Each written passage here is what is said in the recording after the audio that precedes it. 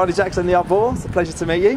Hello. You just played here at the Great Escape. How did the gig go? It was fantastic. Really lovely, relaxed atmosphere. Great. Good Lovely. crowd. I've had the pleasure of seeing you play live several times now. Is gigging the most important part of the job for you? Yeah, absolutely. We really love gigging. It's important to get out there and play for people. Yeah. Just for ourselves. Better than sort of studio time, as it were? Yeah. I mean, we enjoyed our studio time, but it's kind of for the purpose of having an album to take out and to take on tour with us. The great thing about live work is that the songs can feel like they evolve and change as they go. It's never the same twice, never exactly the same. So if you do take it to the studio, then at least it's had some sort of life in its head, sort of formed for the studio. Yeah. So the second album, New Skin, came out this week. What's the earlier reaction to it been? It's been largely positive, and most of the feedback we've had is that there's been a marked development from the first album, which is exactly what we want, which is to be the case. So Yeah. I mean, you're originally all from Newcastle, and the album includes a local lullaby written in the 18th century, the Sandgate Dandling song. we struggle with it too. How did that make it onto the album, and why? It's quite a roundabout story. We did a project called Music in Museums, which is an Arts Council funded project, and part of it was involved me going into the archives in the Northumberland archives and looking for new repertoire or looking for a stimulus to write new songs, and I found it there and just sort of fell in love with it really. Brought it back to the band, they really liked it too, and it's sort of become a sort of staple part of our repertoire. Yeah, it's quite nice to have that connection to the northeast. Yeah, definitely. And it fits in, we feel. It doesn't stick out. Yeah, no, It's absolutely. like, it's part of it. Yeah. Yeah, because there probably wasn't an original recording of it, so you can sort of make it obviously your own. Yeah. And you have.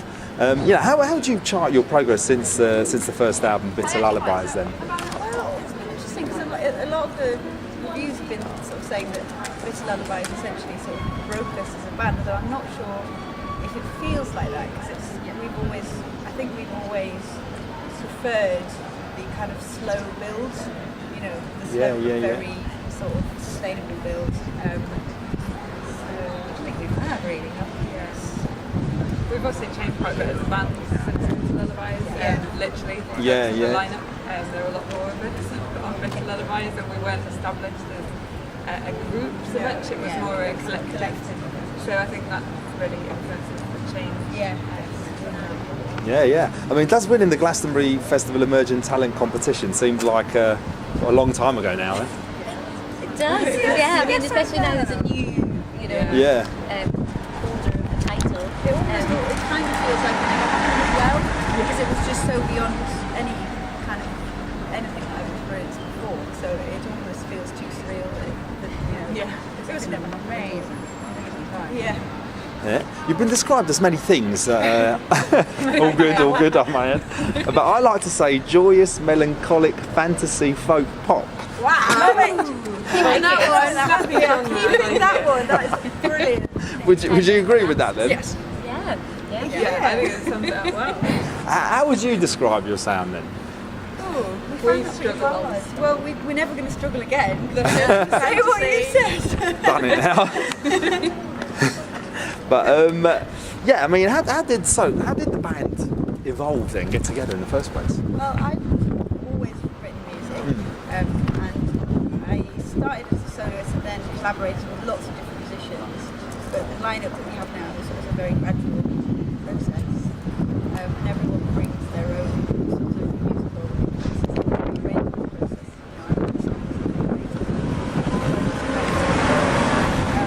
And I think that's where the musical diversity comes from, because we all have very different backgrounds. Yeah. In terms of like Bridie Jackson, the Arbour song, how does one come into being, as it were? What's the process then? How does the songs occur? Well, I write them myself, and that's a very sort of solitary process that often takes a really long time. And I try and just sort of write whatever I want to write initially without any boundaries at all. Just write. Even if it's rubbish, I just keep going.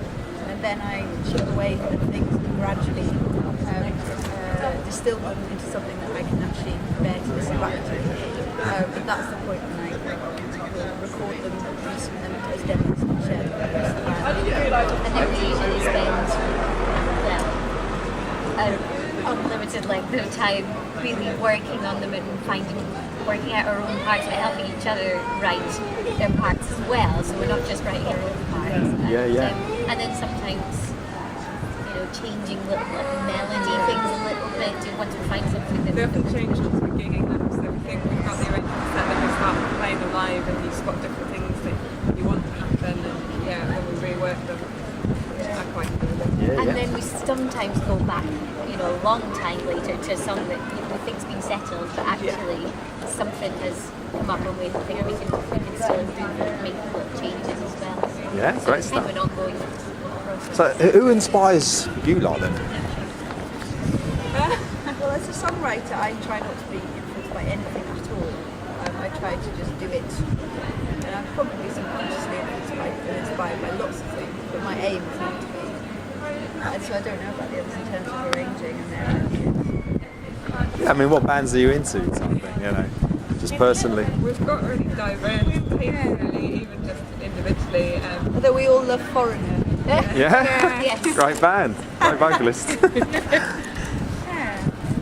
It's so hard to pin anything down. For a master, I always go blank. I love the bad season. It came the bad season. Lately we've just been sort of likened to them, so that made me happy. Hey, good. But in recent years, folk music has come much more to the fore. Why do you think it's become so mainstream these days? I think it's something certainly northeast because it's so accessible. Like there's so much amazing folk music around, and because it's in the public domain, it's free to use. So that's I think why initially the sort of traditional movement came into its own. Although I'm sure Rachel will know about that. Yeah, I mean, there was a revival in the 60s, obviously there was that revival, but then I think even more recently it started to become something quite cool for young people. I don't know whether that's maybe more in the north, Scotland and the north of England, but I think elsewhere as well. But also it's this blend, people are now mixing it with different other genres, and that's, I think, taking it to a new audience. And some people don't like that, and maybe don't like everything that gets done, but I think it's probably going to help the longevity of it. So Yeah. And the Bell Plates are a big hit live. How did that sort of come to be part of the band setup? Well, I used to teach. I was involved in a program that used the Bell Plates as a way of teaching music theory. And I just thought they were fabulous and beautiful, and so started using them in my composing. But obviously, I only have two hands, and it's very much a group activity. So we've kind of expanded that into all of us using it at different points. Yeah, no, it sounds excellent. And thanks a lot for your time, by the way. It's brilliant. For someone just getting into Bridie Jackson and the Arbour, what 3 songs would you say? Right, you've got to check these out. I think our new version of We Talked Again is something we're really proud of, and I think sums the band quite nicely. So it's a song that was on our debut album in a really kind of early form that we recorded it live, and really changed it up with the producer and put lots of different ideas into it. So that's really good. What else do you do? I would say so. I think for also maybe Diminutive Man is a good one because it's really upbeat and it's really energetic, and actually that's something that we don't do a huge amount of, but I think it's really important to us that we're not just using this band who write really, really slow composers. We also have like a side that's not like that at all, and that's very energetic, and so I think it's important for that, for that reason. I would think, Woman's Your Evening, because I think it's the most sort of pared back song that we have, especially on this album. Something that we've really stripped back on and sort of worked on its sort of like the fragility of it, and I think that shows that side of the music. Superb. Well, thanks a lot for your time. Anything else you'd like to say to Music News watchers? Enjoy the rest of the festival. yeah. Hey, thanks a lot. Thank you. Cheers. Thank you. Thank you. Thank you. Thanks a lot. That's great.